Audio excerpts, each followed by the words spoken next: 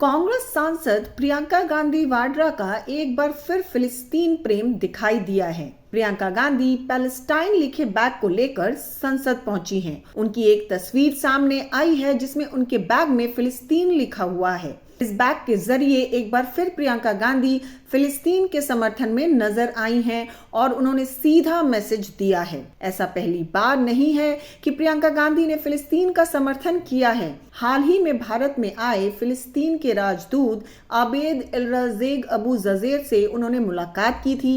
फिलिस्तीनी राजदूत ने प्रियंका गांधी को वायनाड लोकसभा चुनाव में जीत की बधाई दी थी। इस मुलाकात में प्रियंका गांधी ने फिलिस्तीन के साथ अपना समर्थन साफ तौर पर झलकाया था। उन्होंने आजादी हासिल करने के लिए फिलिस्तीनी लोगों के संघर्ष के लिए अपने समर्थन की बात कही। उन्होंने कहा कि वह बचपन से ही फिलिस्तीनी हितों के लिए जी रही हैं और इसके न्याय में यकीन रखती हैं। इसके अलावा उन्होंने बचपन में फिलिस्तीनी नेता यासिर अराफात की भारत यात्रा के दौरान कई बार पूर्व प्रधानमंत्री इंदिरा गांधी, राजीव गांधी से उनकी मुलाकात का भी जिक्र किया था। फिलिस्तीनी राजदूत से मुलाकात के दौरान प्रियंका गांधी हमास और इजराइल के बीच छिड़े युद्ध में फिलिस्तीनी के साथ खड़ी साफ नजर आई थीं।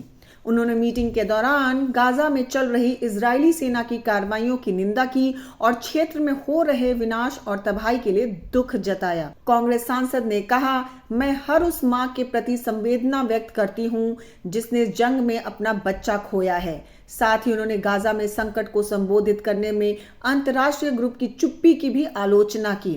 प्रियंका गांधी ने जुलाई में गाजा में इजराइल के एक्शन को बर्बर बताया था।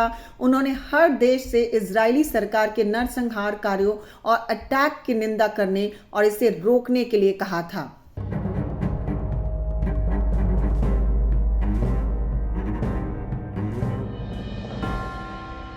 इस साल अक्टूबर में हमास और इजराइल के बीच शुरू हुई जंग को एक साल पूरे होने पर भी प्रियंका गांधी ने इजराइल पर निशाना साधा था।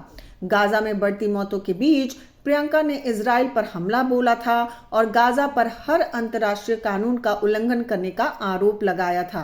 हमास और इजराइल के बीच 7 अक्टूबर 2023 से युद्ध चल रहा है। हमास ने इजराइल पर अटैक किया था। इसी के बाद इजराइल ने लगातार गाजा पर विध्वंसक हमले किए हैं।